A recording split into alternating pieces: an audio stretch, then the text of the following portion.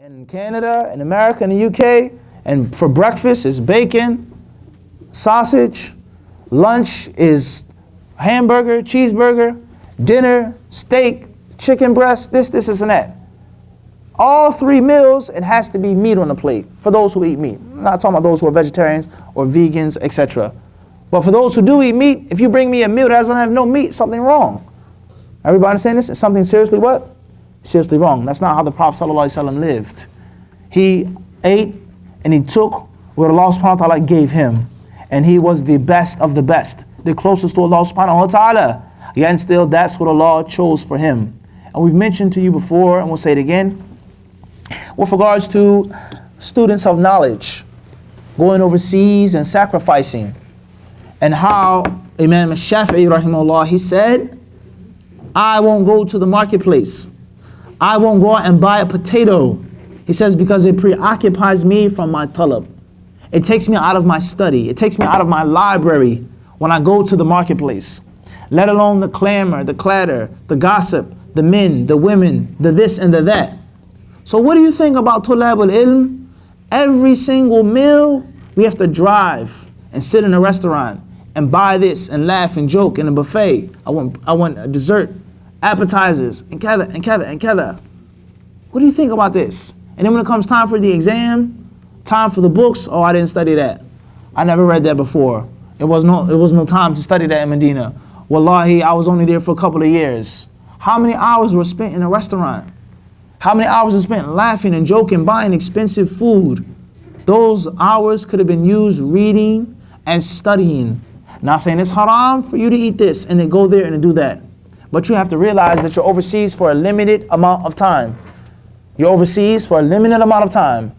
Canada is your country, your family, your people live in Canada. You have to return to this country. So if you go to Yemen, if you go to Egypt, if you go to Algeria, wherever you go to study Islam, doesn't it make sense for you to utilize your time and your money? Doesn't it make sense to buy as many books as you possibly can, to read them, to study them? Because when you get back, there's no time to do this and to do that. You're the imam, you're the sheikh, you're the mustafid, you're holding down this markaz. Their questions, their concerns, their problems, their lessons, their khutbahs. So you must take advantage of all of the time that you have when you go overseas. Everybody understand this? You have to take advantage, you have to be stingy with your time. And food and drink will be a major factor in your time being stripped. Everybody clear on this? So this is very important for us to understand the true way of the tulab al-ilm. Don't quit your studies because you don't have food. Don't drop out of school because you're hungry, because you're tired, because you have a problem with your wife and you're arguing and your children. You have to sacrifice if you want knowledge. Knowledge is stingy. Knowledge is jealous. Knowledge is envious. Knowledge doesn't allow for you to have other professions, other hobbies, other fields. You have to be dedicated to that knowledge. As Imam Malik rahimahullah ta'ala said, he says, Man hammahu ghaslu thawbihi wa shib'u batnihi فَإِنَّهُ لَا يَصْلُحُ لِهَذَا الشَّأْنِ. He says, those who are worried about stains on their clothes, those who are worried about their stomach being full or empty, he says they should quit. They're not made for this thing of ours. They're not built for seeking ilm, seeking hadith. The next hadith, it states, 2073, Abu Hazm reported, I saw Abu Hurairah radiallahu anhu pointing many times by his finger and saying, by him in whose hand is the life of Abu Hurairah, the Prophet ﷺ and his family did not have their fill of barley bread for 3 successive days till he died. Raise your hands if you ever had barley bread before. Anybody ever ate barley bread? Raise your hands if you ever had barley, aside from bread. Anyone ever had barley before? Taya.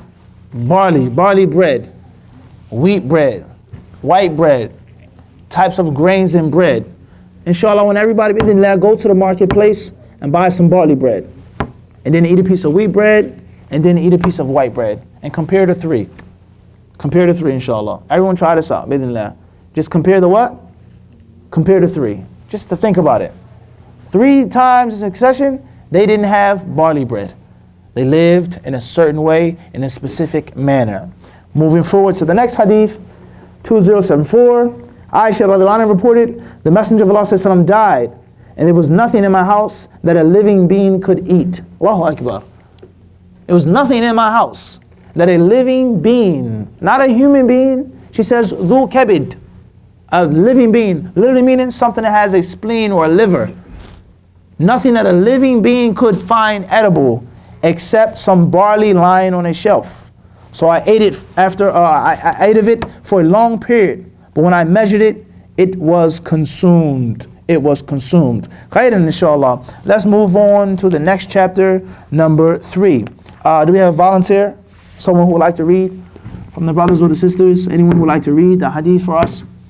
Any volunteers? Anybody would like to read for us?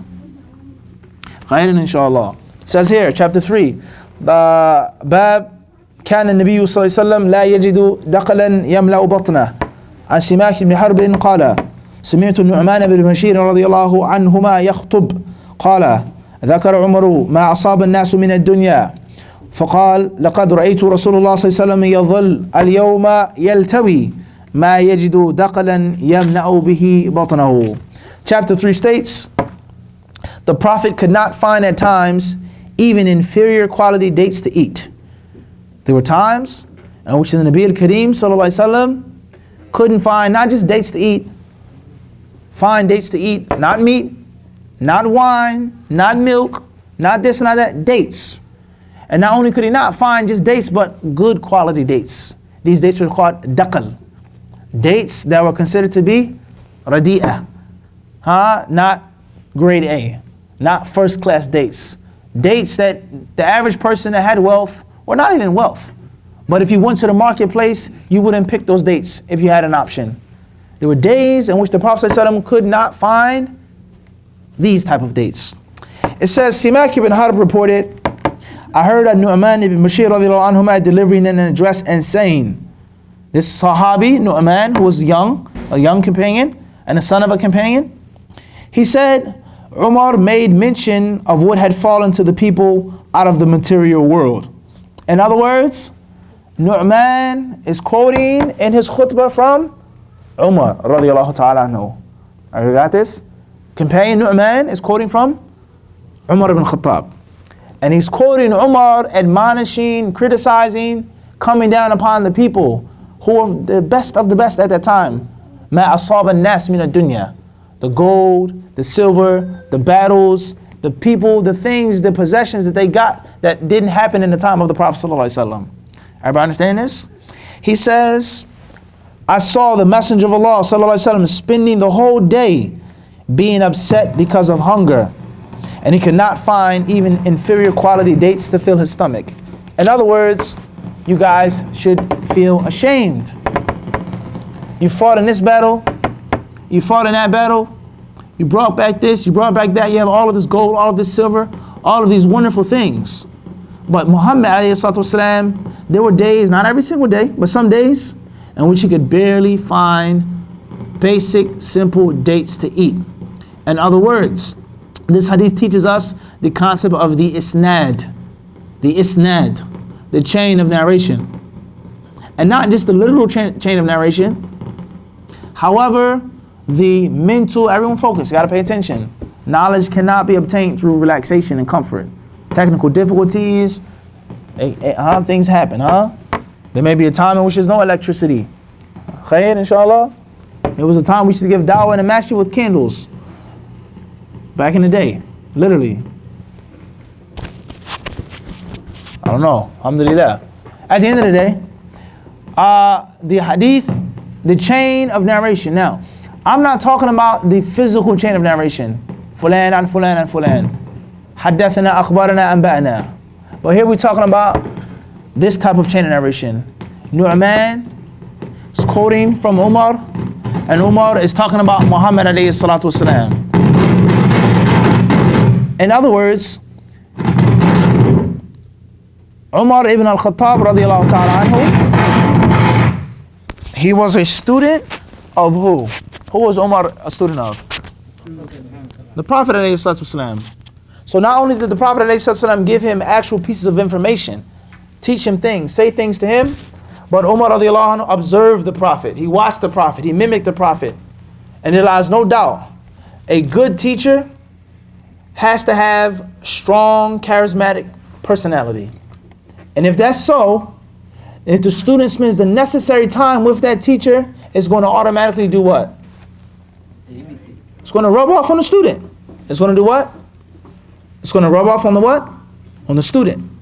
So Umar radiallahu anhu was influenced by who? Aywa. Nu'man ibn Bashir was a younger companion, quoted, and was influenced by Umar al-Khattab. In other words, all three of them understood the concept of what? Of zuhd. And the danger and the harm of being engrossed in the material world. Everybody got this?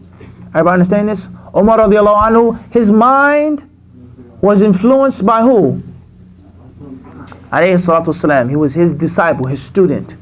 And Umar radiallahu anhu, not saying it's haram, not saying that there are no spoils of war, not saying that the marketplaces can't be expanded, but he knew the reality of the dunya based off what Muhammad sallallahu alaihi wasallam told them and how Muhammad sallallahu alaihi wasallam physically showed them. Everybody understand this?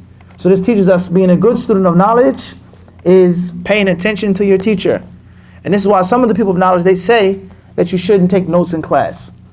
Not all of the ulama, but many of them, they say never write in a class. Because when you're writing, you're not looking, you're not paying attention, you're not focusing.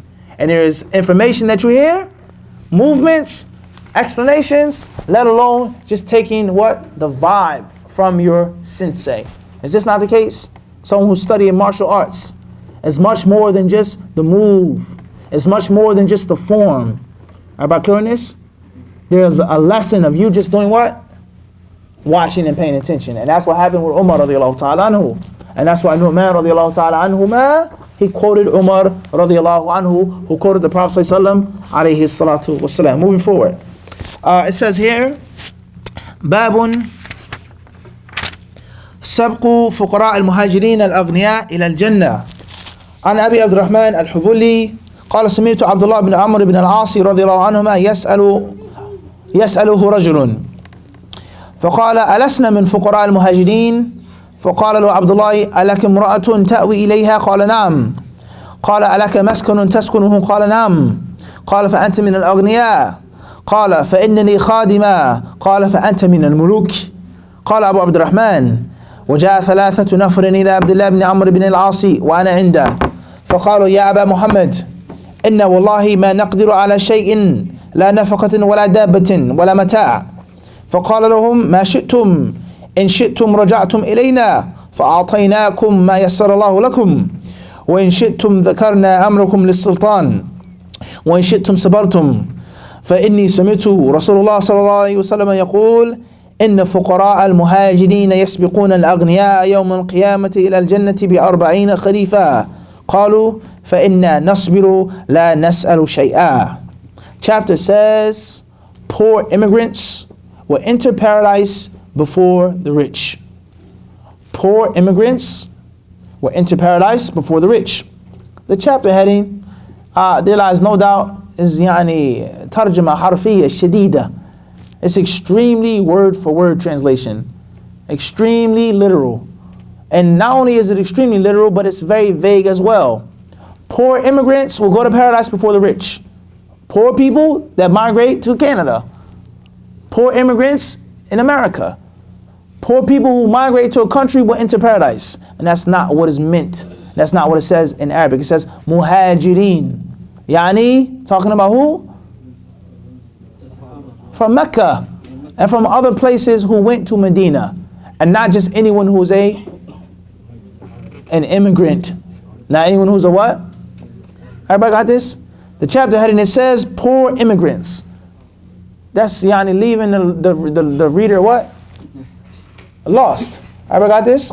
And we're yani, it's very important for us to understand that we're not here to find fault and to criticize and critique. Not in this class. We have reviews in which we critique books.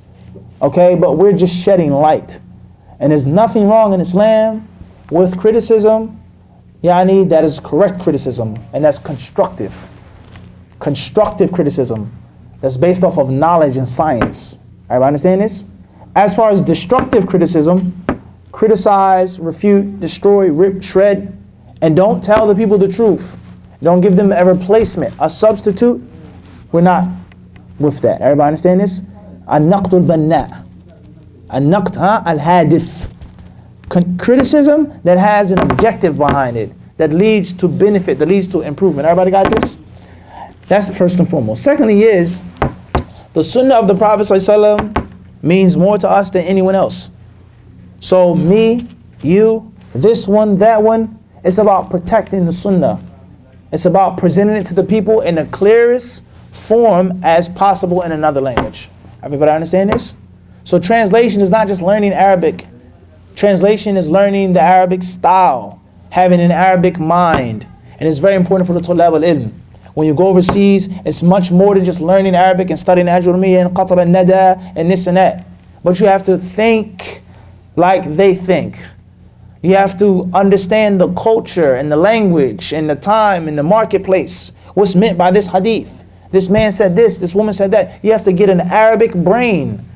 And then when you return from your studies and you begin to translate books or translate lectures or speak, you have two brains in your head, two minds. I have mukh, Injilizi, and mukh Arabi. It may sound a little weird, but this is a reality. Khudh hadha Khalid. You want to need this. And when you're translating something, you cut on both switches, the right and the left. And how you speak, you do what? You merge both of them. You understand it properly in Arabic, and you understand it properly when you speak it in English. Because people in English, we don't speak in a robotic style. Everybody understand this? There's a style, there's a way that you talk to someone, you express yourself. Translation is one thing, and interpretation is what? Totally different. So you have to merge the two. Everybody got this? Perhaps this is a bit, what is he talking about, huh, Khalid? And then if you say, what is he talking about, huh? What is this? Inshallah, you go overseas, you sit there for some time, you involve yourself in da'wah and translation, you'll understand this. Bi-idhnillahi subhanahu wa ta'ala. Khairan, inshallah, moving forward. It says here that the muhajireen will enter Jannah before the rich. What rich? Or who from the rich people? The rich Sahaba or the Aghniya from those who came after the Sahaba? Well, the question is, who's better? The Muhajirun or the Ansar? Muhajirun. Muhajirun are better than the Ansar? من هم أفضل بصفة عامة يعني مهاجرون لماذا؟ They got kicked out of their homes. All of them got kicked out, or some of them left voluntarily? Hat Amar yalla. Think. They had to work hard to come to Medina. طيب. What else? Why are the Muhajirun better than the Ansar? تفضل Khalid. All of the Ashar al-Mubashsharun are from the Muhajireen. طيب. What did you say, Akhi? Because they accepted Islam earlier. They accepted Islam earlier. طيب. They sacrificed more. Everything for the sake of Allah subhanahu wa ta'ala. They gave up their homes, their property. طيب. They lived with the Prophet in the beginning, and then when he left them and they went with him. طيب. تفضل أخي. So they left their homes and they didn't like have any place to live to because they left their homes for the sake of Allah. طيب. Okay. What about the Ansar? If it wasn't for what Allah had decreed for the Ansar to do, what would have happened to Islam? They left their homes as well. They left Medina, they went to Mecca. They met the Prophet ﷺ secretly, twice. They discussed what would take place, what would happen when he got to Medina. We want to protect you, we want to look after you. Our lives are on the line to keep you safe. The Ansar didn't do anything special. They didn't sacrifice anything. They didn't give their homes, their wives, their food, their property for Allah and His Messenger. So it has to be another reason why the Ansar are less virtuous than the Muhajirun. Not all of them entered Islam before. Some, they may have accepted Islam in Medina before the Prophet got to Medina. Some of the people, they accepted Islam years later, then made Hijrah. Fadl Khalid. They have that virtue of doing Hijrah. But they have the virtue of Nusrah. You have a peanut butter and jelly sandwich. Peanut butter is no better than jelly. Jelly is no better than the what? Peanut butter. Without one, is not going to be a complete what? Complete sandwich. La shak, no doubt about that. Medina was Darul Islam. Nah, Medina was what? Was Haywa. There was no formal Islam without what? Medina. Economics, military, everything. Family life was all what? In Medina. That's something that the Muhajirun could not provide. So what makes the Muhajirun better than the Ansar? Believe in the Prophet. They all believed in Muhammad sallallahu alaihi wasallam. Kulluhum. Tayyib, from the back, from the sisters. I didn't hear because somebody. He mentioned the Muhajirin before the Ansar. Perhaps. I'm still not convinced. We had another answer. You got to come stronger, come harder. There's another one from the sisters. I need more. I'm still not convinced.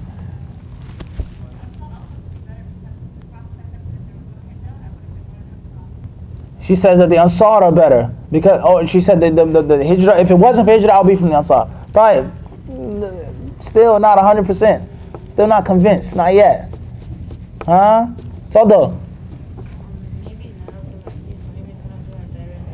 La. Still not convinced. Anybody else? Fadl, Khalid. Muhajirin were tortured and prosecuted, but the Ansar never faced that kind of persecution. Right, perhaps. We say that the question, a part of the question is a trick question. Not 100%, but part of it. And that is because the Muhajirun at the same time were also what? Ansar. Jama'u bayn al-hijrah wa nusra. Because when they got to Medina, what did they do? They made nusra. Everybody got this before? Malish Sheikh. Everybody pay attention to this now. Once someone migrated and he lived in the Islamic state, he now was a part of the what?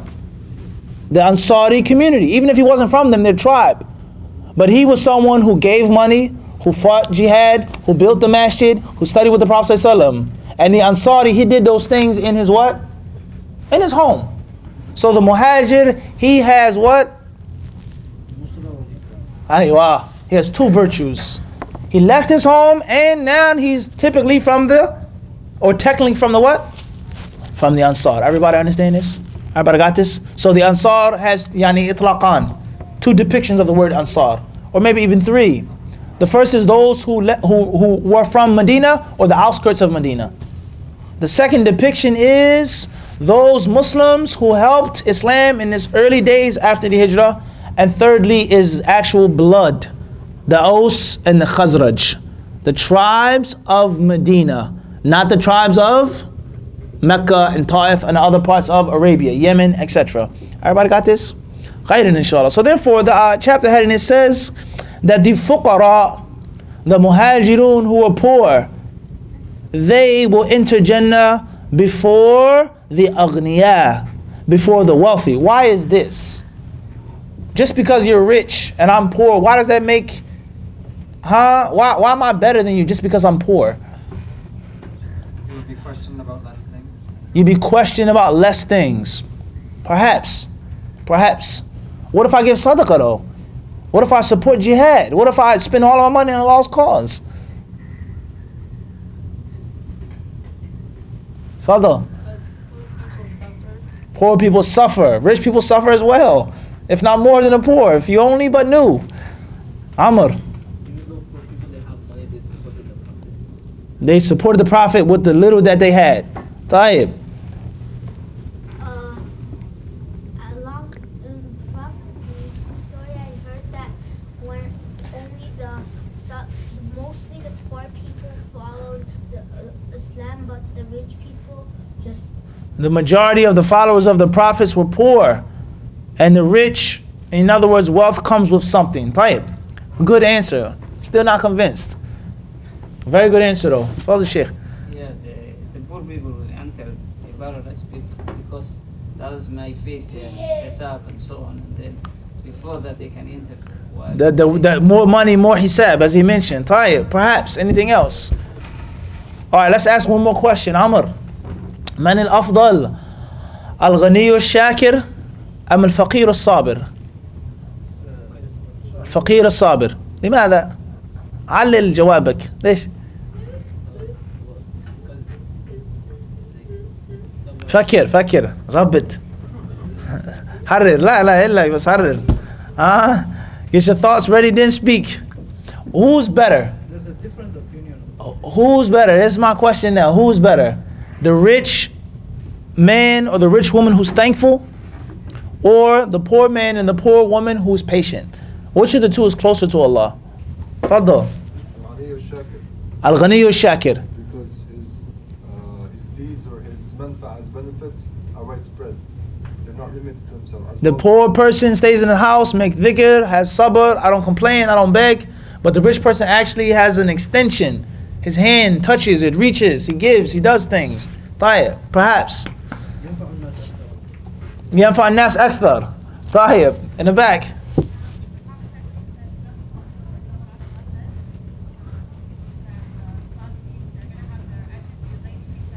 طيب, that those who have, it says in the Quran, إنما, that those who have patience will be given their reward in full, without any hisab.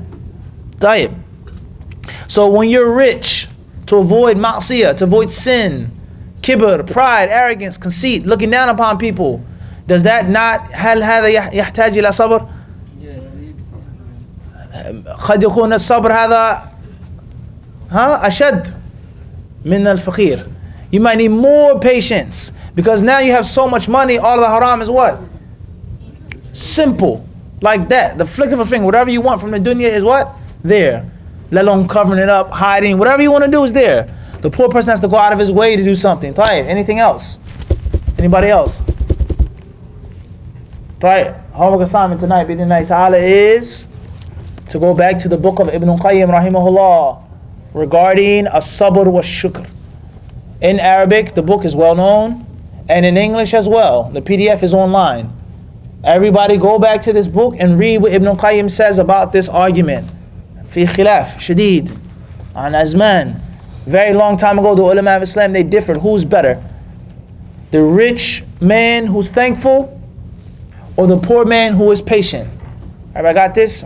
You can go back to the book in English and in Arabic. Khairan inshallah. Let's move forward with our hadith. It says here, hadith number 2076. Narrated Abu Abdurrahman al-Hubulli.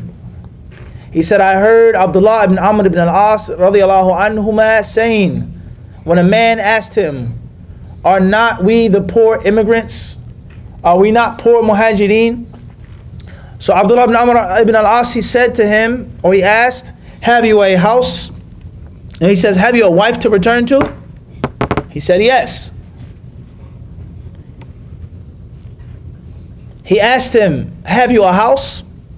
He said, yes. He said, you are one of the rich. If you have a wife and a house, then you're what? You're rich. He then asked him, even I have a servant, he added. Abdullah said, you are among the kings. Allahu Akbar. You have a house, you have a wife, you have a servant. He said that he's from the kings. In other words, your standards of living compared to how we used to live is like what? Night and day. Everybody got this? What about if they came and they were alive in 2016 and they saw our homes and our cars and our kitchens and our ovens and our cabinets? They would say we're from the what? Millionaires. And if they say I'm poor. Everybody understand this? This hadith right here, this is not the Prophet's words. However, this conversation between the Sahabi and this man, it proves once again what we said yesterday. أن الزهد على حسب الأزمان على حسب المكان. There are times, there are places, and there are levels of what? Of zuhd.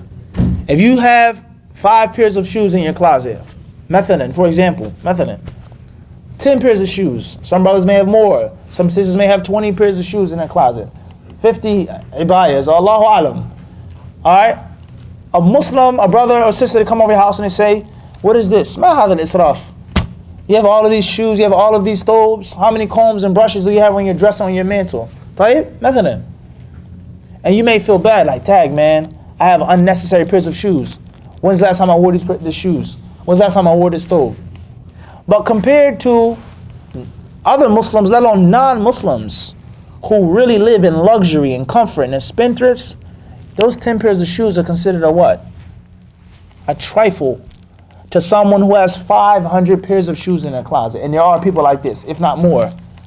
The few thobes that you have is a trifle to someone who wears a brand new thobe every single day. And after he wears it, he throws it in the trash. Everybody understand this? Your 4-course meal that you had meat, you had this, you had that, is a trifle. Literally a trifle to people who have banquets every single meal.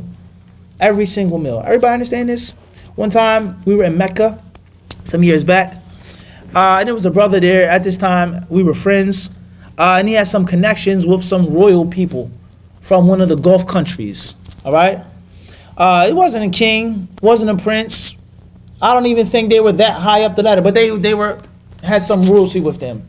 So as we were talking in the elevator, we were in the Intercontinental Hotel, whatever, you know, they saw us talking, we were talking to him, all these guys are from America.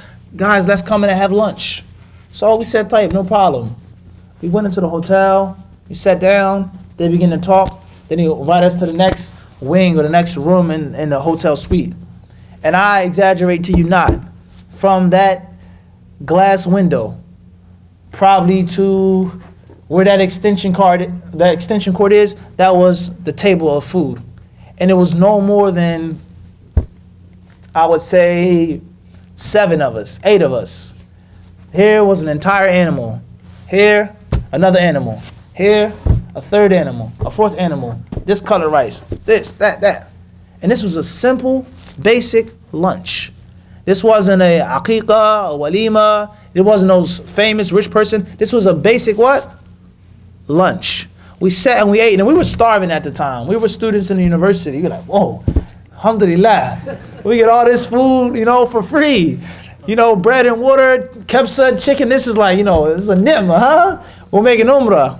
We were eating. Those guys, they literally took a piece, a bite, a spoonful, a handful of rice, kada, then that was it. We're sitting eating. And they's like, you know, like, look at these peasants. These guys are starving, like these slaves haven't had any food. Everybody understand this? So the concept of zuhd, not only are there levels to it, but it's applicable based on the what? The time, the place, and also the what? The individual. The what? The individual. Everybody clear on this? You may think that that's being a spendthrift by having super sport or federation. But to some people, that's what? They wouldn't feed that food to their dogs. Not a piece of lamb, an entire animal. You understand this? An animal on a plate, an entire goat, an entire sheep, half of a camel on a plate. And there was no less than 10 people in the room. That was their normal food. And when that food is done, when they're finished that meal, where do you think that food is going? It's going outside on the streets of Mecca, throwing it out. And for dinner, it's going to be a new what? A new spread. Everybody understand this? So in this hadith, he asked the man, he says, do you have a wife? The man said yes. He says, do you have a house? The man said what? He said yes. He called the man what? Rich. In our days, just because you're married and you have an apartment, you have a house, you could be still what? Extremely poor, struggling with your wife. So this part of the hadith, it proves to us that what? That zuhd is applicable based off of what?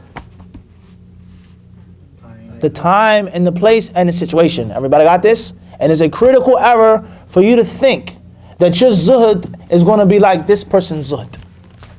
Difference. He who's in front of the people is not like he who lives a basic, simple life. Everybody understand this? And these are some of the reasons why people يقعون في أخطاء. They fall into mistakes and errors. مفاهيم خاطئة في الزهد والرقائق.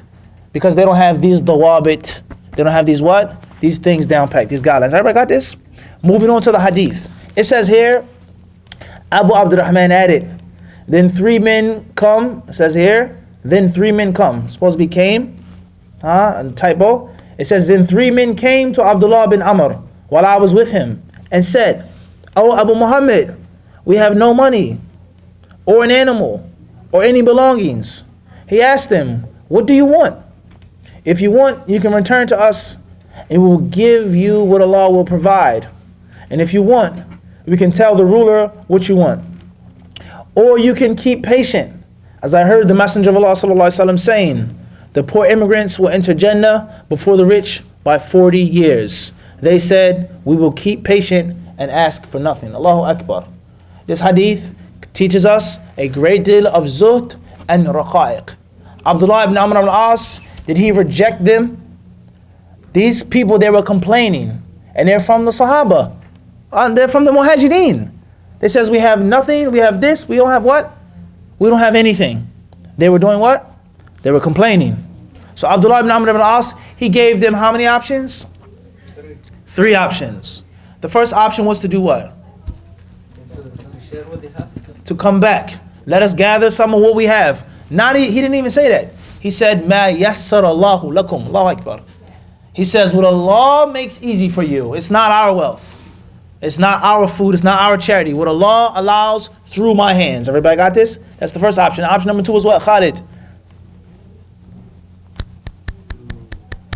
La. Aywa. We'll go to the Hakim. We'll go to the Sultan. Whoever he is, we'll put in a case for you. Everybody got this? And the third and final option was to do what? Be patient. Why? What's the best of the 3 options? Is it mandatory to take the third option? You're sinning if you don't take the third option and practice this type of zuhd and sabr? And tabihu. The hadith teaches us directly, it gives you the proper understanding directly from the text. He says, because I heard the Prophet ﷺ saying A, B, C, D, and E. In other words, that's the best of the 3 options because of the hadith and the sunnah. In other words, those companions, those muhajirin, as if they had forgotten, as if they weren't aware of that hadith, as if Abdullah ibn Amr ibn As, he reminded them, he refreshed their spirits of what the Prophet ﷺ said. And a true good Muslim, the only thing that you need to do is remind them. That's it. The only thing you need to do is what? Is remind them. And then they will do what? They'll get back on track. Just like someone who's truly memorized the Quran. He's reciting in the salah, he forgets something, he makes a mistake. The only thing he needs is what? One person to say something, he's done what? He's back on track. Someone whose memorization is sloppy, he never had it down packed from day one. يظل مرة مرتين ثلاث. ما حافظ من أول يوم. It wasn't strong from what? From the first day. Everybody got this? So this is a beautiful hadith. Once again, one of the students of the Prophet ﷺ was passing on the legacy to other companions. He reminded them, but he gave them the what? The option, proving that that level of sabr, that level of zuhd, that virtue, that softening of the heart was not necessarily what? Ahsant. It was not what? Mandatory. And there's certain levels of zuhd which are considered to be fada'il, virtues. They're what? They're what? Virtues. So when we properly understand this, right from the Prophet ﷺ, it excludes the far wing, right wing extremists, and the left wing what? Extremists. Those who say that everything about Islam has to be zuhd, zuhd, zuhd. That's it. And that's the deen and that's the da'wah. And those who say that there's no what? There's no zuhd. Everything is permissible, take from the dunya, Allah is Allah. No, these people, they're wrong. And that group over there, they're also what? They're also what? Why are they wrong? Because of my opinion, because Sheikh Fulan, because Imam Fulan, because Fatwa Fulaniya. They're wrong because of what? The direct text. Everybody got this? The direct what? The direct text. Khair, inshallah, let's move forward. It says here, Babun aktharu ahli al-jannati fuqara. It says the majority of the dwellers of paradise are the poor. Now let's ask ourselves the question. What is the answer to that? What you asked us. Why will the fuqara enter Jannah before the aghniya? The first question is this hadith absolute? Were they not from the Ansar and the Muhajirin, those who spent, such as who? Abu Bakr. ليش تذهبون بعيد? Abu Bakr as-Siddiq رضي الله عنه was very wealthy, extremely affluent, and he did what with his wealth? He freed slaves, he protected the Prophet ﷺ from day one. And the Messenger of Allah ﷺ said, no one has a bigger virtue over me from my companions than what? Abu Bakr as-Siddiq radiallahu anhu. So once again, one hadith is understood in the light of what? يفهم الحديث الواحد في ضوء إيش؟ أيوة, all of the hadith collectively. And we don't isolate one hadith and then go extreme and run with it. And properly understanding and what? And properly practicing that hadith. Everybody got this? And this is a golden rule for the tulab al-ilm. A golden rule for the tulab al-ilm. So the hadith says that the fuqara, the muhajirin, will be in Jannah 40 years before the rich. Now, let's leave off the collective idea. Individually, if there's someone who was poor from the muhajirin, do you think he's going to go to Jannah first or have a higher station than Abu Bakr as-Siddiq?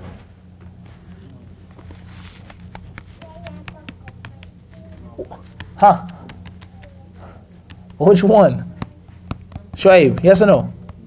Why not? Because of your opinion, because of your view, because of this and that, but because of the actual ahsantum. And that's very important. Many people that say, you can't go against the text. I'm not going against the text with my own mind. I'm using what? Other texts. And they are used collectively. Everybody got this? They use what?